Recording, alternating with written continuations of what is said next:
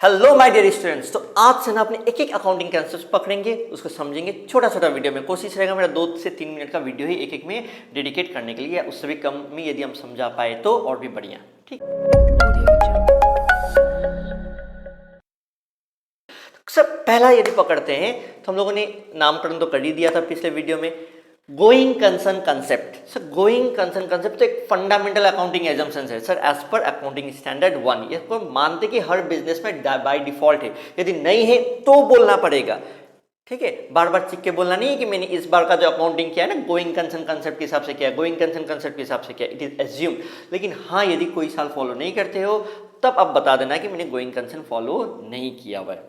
ठीक है, going concern concept सब होता क्या है, बोलता है क्या है? गोइंग कंसर्न कंसेप्ट ने ये बताता है कि जो बिजनेस जो है ना, it is going to run for a long period in the future. ठीक है, एक लंबे समय के लिए बिजनेस जाने वाला है।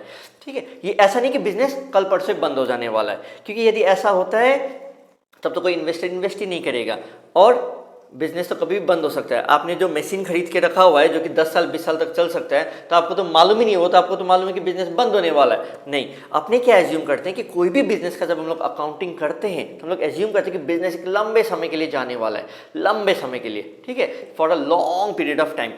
तब जाके अपने क्लासीफाई कर सकते हैं कि ये करेंट एसेट है, ये एक नॉन करेंट एसेट है। ठीक है, यदि मालूम है कि बिजनेस वाला 2-3 महीने में बंद होने वाला है तो सारा का सारा एसेट तो करेंट एसेट हो गया ना, सारा का सारा लाइबिलिटी तो करेंट लाइबिलिटी हो गया। ठीक है, क्योंकि तुमको शॉर्ट पीरियड ऑफ टाइम में पे करना है। तो to bring the distinction between current asset non current asset, to understand and to bring the better accounting, अपने को ये समझना दरकार है कि business is going to run for a long period of time, and this is said by the going concern concept, and we do accounting on the basis of going concern concept। मतलब हम लोग current asset non current asset को segregate करते हैं because of this concept, नहीं तो सारा तो करंट एसेट बन जाएगा।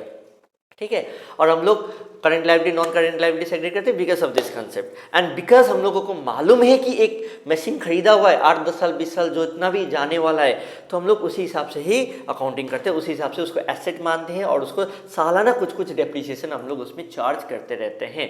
यदि अपने उसको एक एक्सपेंस मान ले, खर्चा मान ले, क्योंकि बिजनेस तो 1 साल में खत्म होगा यदि, तो तब सारा का वो एसेट हम लोग मान ही नहीं सकते, उसको खर्चा मानना पड़ेगा। तो ये डिस्टिंक्शन जो आ पाता है ना, current asset, non-current asset, expenses, asset, liability, current liability, it is because of going concern concept. And every business follows going concern concept। ये assume करते हैं हम लोग बिजनेस में going concern concept follow हो रहा है। हाँ, यदि कभी कभी सच्ची में हो सकता है कि बिजनेस एक मतलब 8-10 साल चल गया, या कभी भी आने वाले दिनों में मालूम है कि बिजनेस बंद होने वाला है, डिसकंटिन्यू होने वाला है, तब उस केस में अपने एक थोड़ा सा अलग तरीका का अकाउंटिंग करते हैं। एक अकाउंटिंग स्टैंडर्ड भी है, अकाउंटिंग स्टैंडर्ड 24, जो कि बताता है कि यदि बिजनेस आने वाले दिनों में आपको लग रहा है कि बंद होने वाला है तो कैसे अकाउंटिंग करते हैं।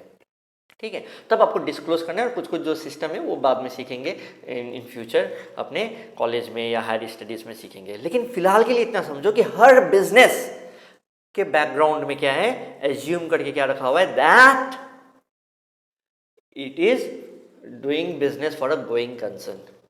ठीक है, and we do accounting as per this concept, going concern concept, going concern assumption। ठीक है, तो यही था आज के लिए वीडियो। ठीक है, तो इसका जो नोट्स है ना, आपको यहाँ पर जो स्क्रीन में दिख रहा है, यहाँ पर सारा जो डिटेल में मैंने यहाँ पर लिख ही दिया है। तो आपको जो एग्जाम में कितना लिखना है क्या नहीं लिखना है उसके लिए भी टेंशन नहीं है। सारे जो स्क्रीन में जो नोट्स आपको जो दिख रहे हैं, इसी को आपको कॉपी पेस्ट कर देना, एग्जाम में लर्न कर लीजिएगा, या थोड़ा बहुत समझ के भी लिख देना ना, क्या दिक्कत है, छोटा सा तो कंसेप्ट है, ऐसे याद हो जाता है, नाम में ही कंसेप्ट है। ठीक है, तो ये कंसेप्ट इतना है, लेकिन काफ़ी इंपॉर्टेंट था ये कंसेप्ट। तो मिलते हैं नेक्स्ट वीडियो में दूसरा कंसेप्ट के साथ।